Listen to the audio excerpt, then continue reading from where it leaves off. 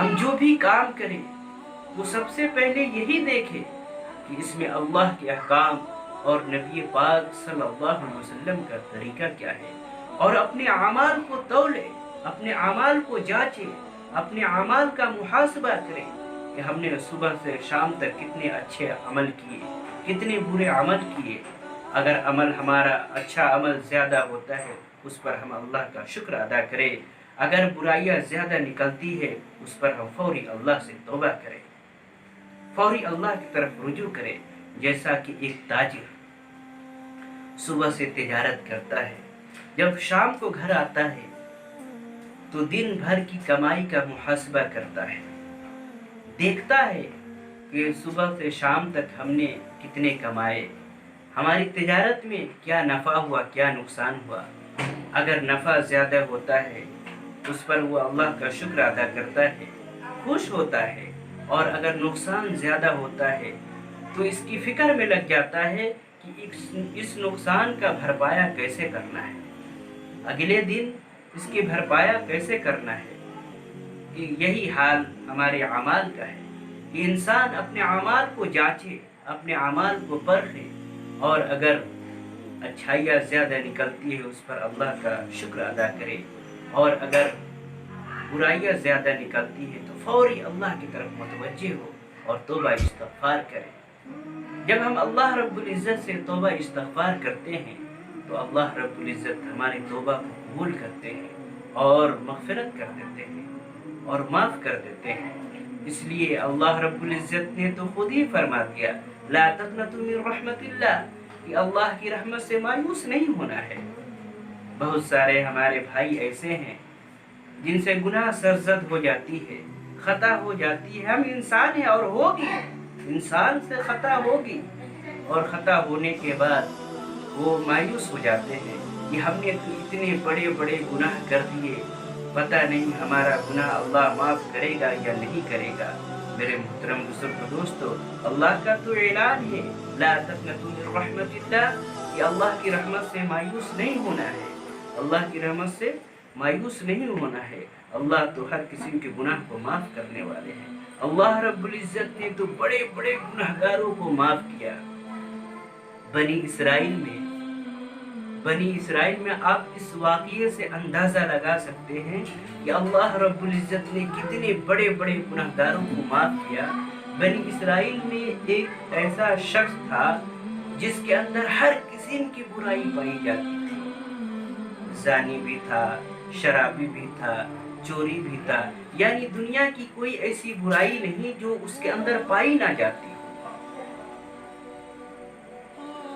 گاؤں والے، بستی والے، محلے والے، شہر والے اسے پریشان ہو کر اس کو شہر سے بائیکاٹ کر دیا، شہر سے نکال دیا۔ محترم ناظرین، جب اس کو شہر سے نکال دیا، وہ بیچارہ شہر سے نکلا اور کسی کھنڈرات میں، کسی ویرانے جگہ میں جا کر رہنے لگا۔ ایسی جگہ پہنچا جہاں کھانے کے لیے کوئی چیز نہیں، پینے کے لیے کوئی چیز نہیں۔ جب اس کے کھانا پانی سب ختم ہو گئے، جب حالات کی تنگی نے جھٹکا دیا تو بیمار پڑ گیا۔ جب بیمار پڑا پھر بھی وہ اکڑتا رہا، اللہ کی طرف متوجہ نہیں ہوا اور اللہ سے معافی نہیں مانگی۔ جب وہ بیمار پڑ گیا اور موت کے اثرات سامنے نظر آنے لگے، جب موت کے اثرات اپنی آنکھوں سے دیکھنے لگا تو آگے دیکھا کوئی نظر نہیں آیا، پیچھے دیکھا کوئی نظر نہیں آیا، دائیں دیکھا کوئی نظر نہیں آیا، بائیں دیکھا کوئی نظر نہیں آیا۔ اس کے بعد وہ کیا کرتا ہے؟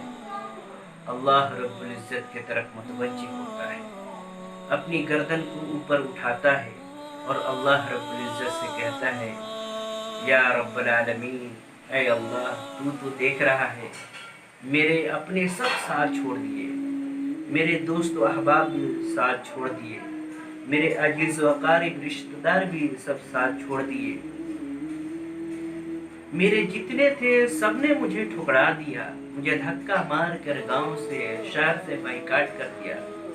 تو دیکھ رہا ہے کہ میں بہت ذلت سے مر رہا ہوں، میں رسوا ہو کر مر رہا ہوں، میرے جتنے تھے سب پرائے ہو گئے، یا رب العالمین اے اللہ تو ساتھ مت چھوڑنا۔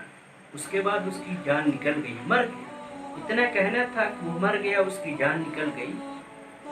جب مرا تو حضرت موسیٰ علیہ السلام کے پاس وحی آئی، اللہ رب العزت نے فرمایا اے موسیٰ جاؤ فلاں کھنڈرات میں جا کر دیکھو، وہاں ایک میرا دوست پڑا ہے، جاؤ جا کر اس کے غسل کا، کفن دفن کا انتظام کرو، اور سنو پورے محلے میں، پورے بستی میں، پورے شہر میں یہ اعلان کرا دو کہ اگر تم میں سے کوئی شخص بخشش چاہتا ہے، تم میں سے جو بخشش چاہتا ہے، مغفرت چاہتا ہے، اس کے جنازے کی نماز میں شرکت کر لے، اس کے جنازے کی نماز میں شریک ہو جائے۔